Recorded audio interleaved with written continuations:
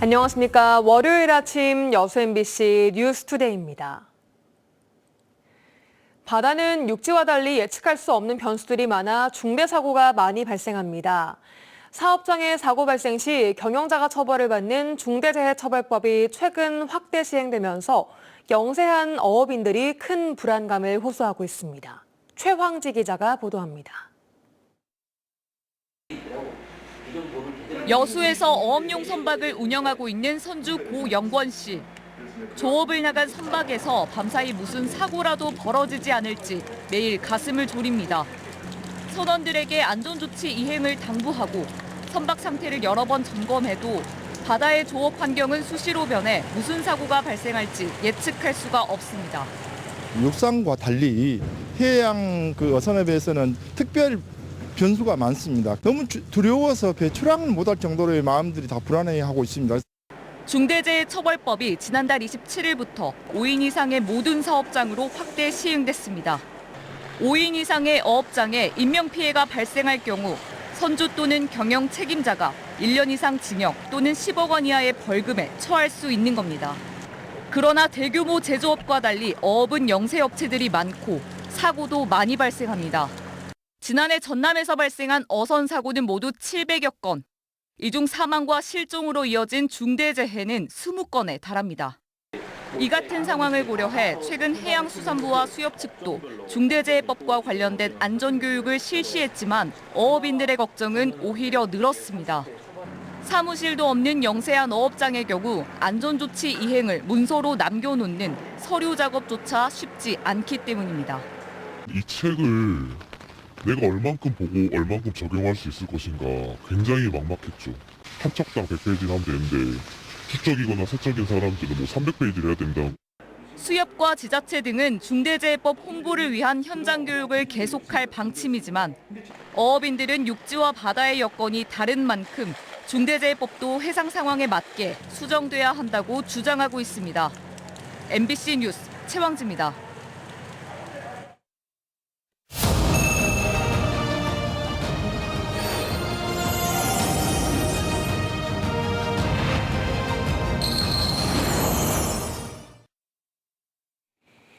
(4월 10일) 총선을 30여일 앞두고 더불어민주당 전남 공천과 경선 대진표가 완성됐습니다. 하지만 당내 공천에서 배제된 예비 후보들이 잇따라 당에 재심을 신청하면서 혼란스러운 분위기인데요. 김단비 기자가 보도합니다. 여성 전략특구로 지정되면서 현역인 서동용 의원이 공천에서 배제되고 권양엽 전 청와대 균형인사 비서관이 전략 공천된 순천, 광양, 곡성, 구례을 선거구. 서동용 의원은 공천 결정에 동의하기 어렵다며 당 지도부의 결정 재고를 촉구했습니다. 특히 호남 지역구는 경선이 원칙이라던 공천관리위원회가 스스로 약속을 깨고 당규 절차와 원칙을 무시했다며 강하게 비판했습니다. 도대체 기준이 무엇이고 아무런 설명도 없는 이런 일방적인 공천 결정에 대해 저와 순천, 광양, 곡성, 구례의 당원들과 주민들은 동의하기 어렵습니다. 순천, 광양, 곡성, 구례갑에서도 여론조사에서 상위권이던 예비 후보들이 탈락하면서 후폭풍이 이어지고 있습니다. 현역인 소병철 의원의 불출마로 공관위는 김문수 현 더불어민주당 당대표 특보와 손은모 현 법률사무소 순천대표 변호사의 2인 경선으로 후보자를 뽑기로 했습니다. 경선에서 배제된 신성식, 서가번 예비 후보는 받아들이기 어려운 결과라며 당에 재심을 요청했습니다. 보흥, 보성, 장흥, 강진 선거구에서 컷오프된 최영호 예비 후보도 불공정 경선을 주장하며 반발하고 있습니다. 총선을 한 달여 앞두고 확정된 더불어민주당의 전남도 선거구 10곳의 공천과 경선 대진표. 하지만 공천 심사 결과가 나올 때마다 예비 후보들의 불만이 터져나와 공천 후유증은 당분간 이어질 예정입니다. MBC 뉴스 김담입니다. 국민의힘 공천관리위원회가 전남 선거구 10곳 가운데 8곳에 후보 공천을 완료했습니다. 국민의힘은 순천, 광양, 곡성, 구례갑 선거구에 김형석 전 통일부 차관을, 을 선거구에는 이정현 전 새누리당 대표를 공천 후보로 확정했습니다.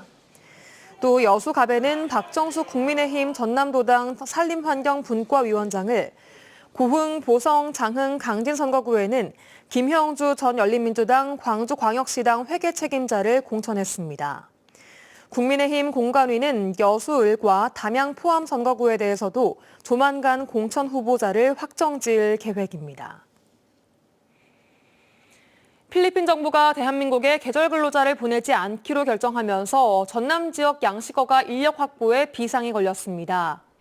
지난해 입국해 전남 양식어가로 배치된 외국인 계절 근로자는 1,365명으로 이 가운데 필리핀 출신이 80%인 1,092명을 차지했습니다. 전남도는 법무부와 함께 외국인 계절 근로자 출신 국가 다각화 등에 나서고 있지만 당장 농번기를 앞두고 있어 농가에도 인력난이 우려되고 있습니다.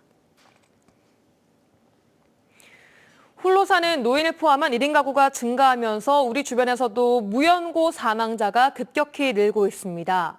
생을 마감한 뒤에도 시신을 인도할 가족이 없어 홀로 남겨지는 이들을 위해 해남군이 첫 공영 장례식을 치렀습니다. 신광하 기자가 보도합니다.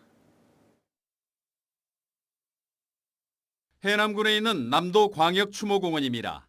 꽃다발과 가족들의 편지가 가득한 봉안당 뒤편에 꽃 한 송이 없는 유골함들이 가득한 공간이 있습니다. 대부분의 유골함에는 이름조차 새겨지지 않았습니다. 숨진 뒤 가족을 찾지 못하거나 가족이 있어도 인수를 거부한 무연고 사망자들입니다. 해남군은 올해 처음으로 공영장례 조례를 제정하고 무연고 사망자 13명을 합동장례로 치렀습니다. 무연고 사망자들이 생을 마지막 마무리하는 그 단계는 그 누구라도 존엄하게 마무리할 수 있도록 저희가 정성스럽게 지금 추진하고 있습니다. 독거노인 등 1인 가구 증가 속에 무연고 사망자는 빠르게 늘고 있습니다. 전국적으로 지난 2021년 3,000명 정도에서 지난해는 5,000명을 넘었습니다. 65세 이상 노인 인구가 25.2%로 전국에서 가장 높은 전남의 경우 무연고 사망자가 최근 3년간 증가하는 추세입니다. 사망 뒤 유품 처리에서 화장까지 장례 절차를 거쳐야 하지만 관련 조례가 없는 시군들은 장례식도 없이 시신을 처리하는 경우가 많습니다. 지자체에서 약간의 장례식 비용만 치르면 마을 장례식이라든가 아니면 시민 장례식 이런 형태로 해서 보건복지부 조사 결과 지난해 1인 가구 5명 가운데 1명은 고독사 위험군으로 분류됐습니다. 대부분 지자체가 전력 사용량 분석 등으로 고위험군을 관리하는 대책을 추진하고 있지만 무연고 사망자에 대한 장례 지원 등 사후 존엄성을 보장하기 위한 대책 마련이 시급합니다. MBC 뉴스 신광하입니다. 어제 서울에서 열린 전국의사 총궐기대회에 전남과 광주 의사 600여 명이 참석한 것으로 파악됐습니다. 광주 전남 의사회에 따르면 전남은 200명, 광주는 200에서 210명의 의사가 각각 서울 집회에 참석했습니다. 또 의협 소속 개원의 외에 200명의 전공의와 의대생도 상경한 것으로 추산됩니다. 한편 보건복지부는 오늘 전남과 광주 상급 종합병원에서 현장 점검을 벌이고 전공의 복귀 현황을 파악해 행정조치나 고발 등 사법 대응에 나설 예정입니다.